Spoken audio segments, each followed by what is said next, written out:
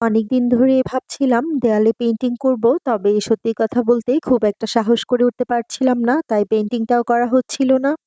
যাই হোক, অবশেষে অনেকটা সাহস নিয়ে পেইন্টিংটা শুরু করে দিয়েছি, আর সেটাই আমি আজকে আপনাদের সাথে শেয়ার করতে যাচ্ছি।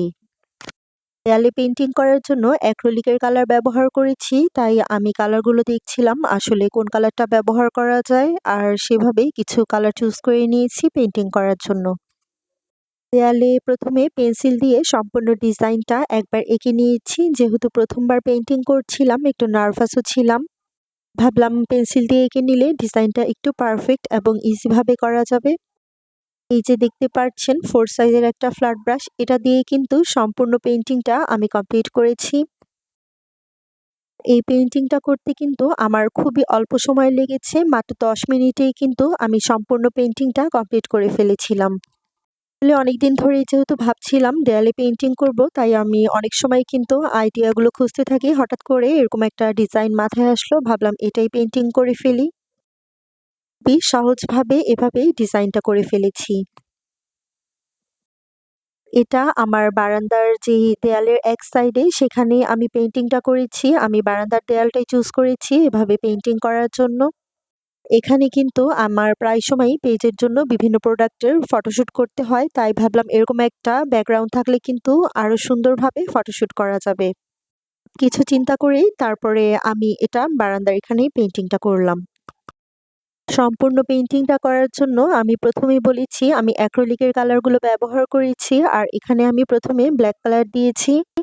পাতাগুলো দিয়েছি আমি গ্রিন কালারের, এভাবে একটা অ্যাক্রিলিক কালার দিয়ে পাতাগুলো পেইন্টিং করেছি, আর ফুলটা আমি পার্পল কালার দিয়েছি ঠিক এইভাবে। দেখেন এই ডিজাইনটা কিন্তু খুবই ইজি ভাবে করেছি। আমার বললামই তো মাত্র 10 থেকে 15 মিনিট বা এর চেয়েও হয়তোবা কম, 10 মিনিটের মধ্যেই আমি কমপ্লিট করতে পেরেছিলাম সম্পূর্ণ পেইন্টিংটা। দেখেন খুবই সহজভাবেই কিন্তু এই ফুলগুলো এঁকে নিচ্ছি, আর ডিজাইনটাও কিন্তু অনেক সুন্দরভাবে দেয়ালে ফুটে উঠেছে।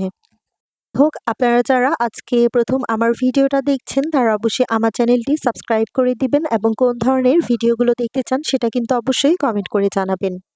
চেষ্টা করব আপনাদের পছন্দের টপিকসে ভিডিওগুলো শেয়ার করতে, বিভিন্ন পেইন্টিং রিলেটেড ভিডিওগুলো। এই কথা বলতে প্রথমে তো সাহসী পাচ্ছিলাম না দেয়ালে পেইন্টিং করব, তবে পেইন্টিং করার সময় কিন্তু আমার কাছে অনেক বেশি ভালো লেগেছে, বিষয়টা অনেক বেশি এনজয় করেছি।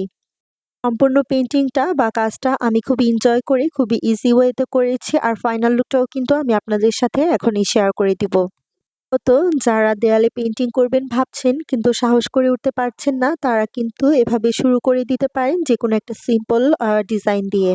চাইলে আপনারা এই ডিজাইনটাও করতে পারেন, আবার বিভিন্ন ডিজাইন দেখে সেগুলো কিন্তু একটু মডিফাই করে নিজস্বভাবে করলেও সেটাও কিন্তু ভালো লাগে।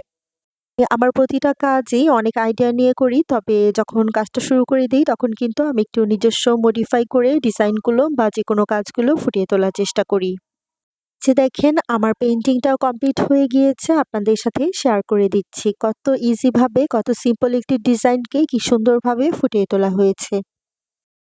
আপনারা যদি আরো এরকম দেয়াল পেইন্টিং অথবা হোম ডেকোর আইটেম ভিডিওগুলো দেখতে চান তাহলে অবশ্যই কমেন্ট করে জানাতে পারেন।